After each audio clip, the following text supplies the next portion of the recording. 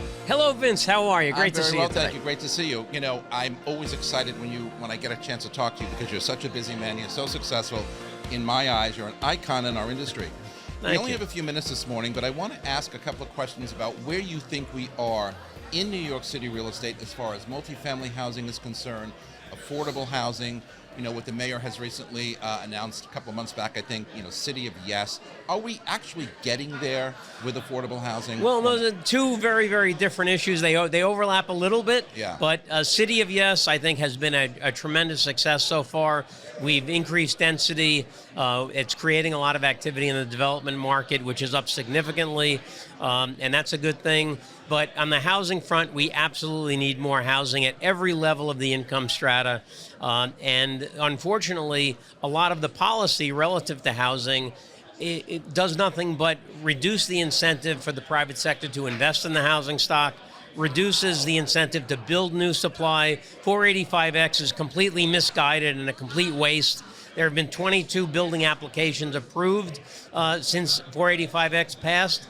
Every one of those applications is for 99 units or less. We're not getting the amount of housing that we need. Why is that not working? Because the wage requirements are too high. To pay $72.45 an hour as a minimum wage makes building infeasible.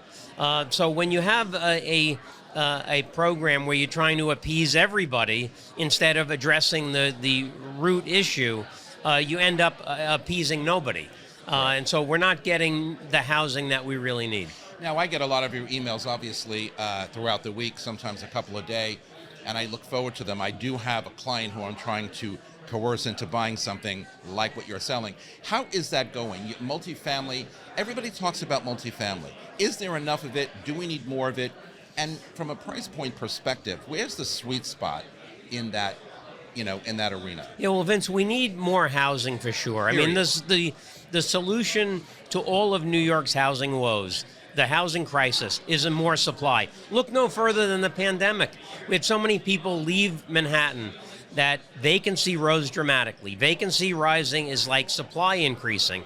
We had rents drop 30%. There's not been a housing policy that's been implemented anywhere in the United States where rents have gone down 10%.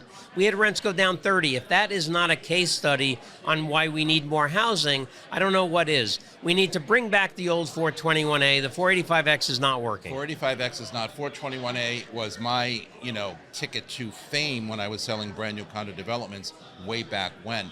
Let me ask you something, though.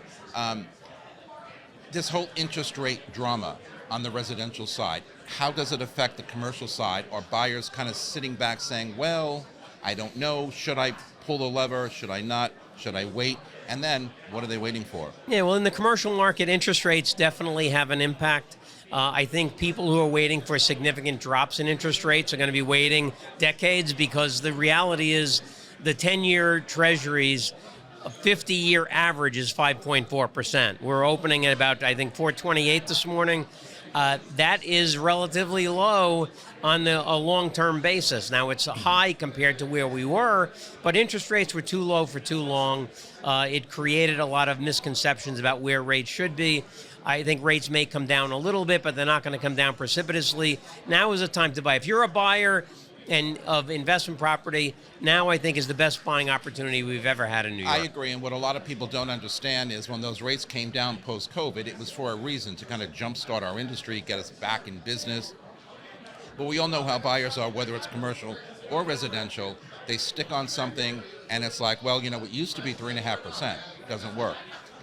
You are enormously successful in business, and you have been in business for many years, as I indicated at the top of our conversation. Tell us a little bit about how you stay motivated, how you stay inspired, how you continue to do what you do and do well. Well, Vince, thanks for that. I mean, I'm very lucky in two ways. One, God has blessed me with a tremendous amount of energy, so I'm always on the go. Energy always works. But secondly, I absolutely love the business. This is a vocation for me, and it's also my hobby. I love selling buildings. I don't want to do anything but be a broker. I've done nothing ever but be a broker. I always want to continue doing it. I'll never retire. I always say when they put me in the ground, I'll have deals under contract, and I absolutely love it. I feel the same way. It's like I spent 20-something years in corporate America, salesperson, worked at IBM, selling technology, and I thought I loved that. I'm a people person, but it wasn't until I came into the real people business of real estate that I found my calling and something that I truly enjoy. What I say to myself every morning, and I teach this when I'm teaching real estate and continuing ed, I talk about it on my show all the time. What I try to say to myself every morning is, so the day has begun, thank you for another day. I want to do whatever I can do to be memorable by the end of that day. And when I come home at night, the bar is set where I ask myself, were you memorable today? And if so, how? Do you do that? And do you place importance on being memorable with whomever you interface with on a daily basis? Well, it's interesting. I've never really thought about it in that way. Leaving your mark. Leaving your mark. One of the things that I'm most proud of. I had my own company, Massey Knakal, for 26 years. Absolutely. We had a lot of successes. For 14 years in a row, we 3x the competition in terms of number of building sales, and we were just a local popcorn stand competing with the regional, national, and global firms. You were a little bigger than that. And but the thing I'm most proud of about those days is that if you look at the New York City investment sales landscape today, there are 31 companies or divisions of companies that are owned by or run by people that learn the business at Massey Knakal. Right. I love teaching young people. I think that comes through in my social media presence. And now I have a group of young people at my new firm, BKREA, that I'm teaching the business to, and I want to see them be the future leaders of this industry. I would imagine that those younger folk who are working for your new firm must be like, wow, look who who gets to mentor me, right? I can only imagine that. Are they being successful under your tutorship, or are they kind of still figuring out how to go, where to go? No, we've been open just a little over a year, and folks are already starting to originate business, and it's been great. We've been open about 13 months now.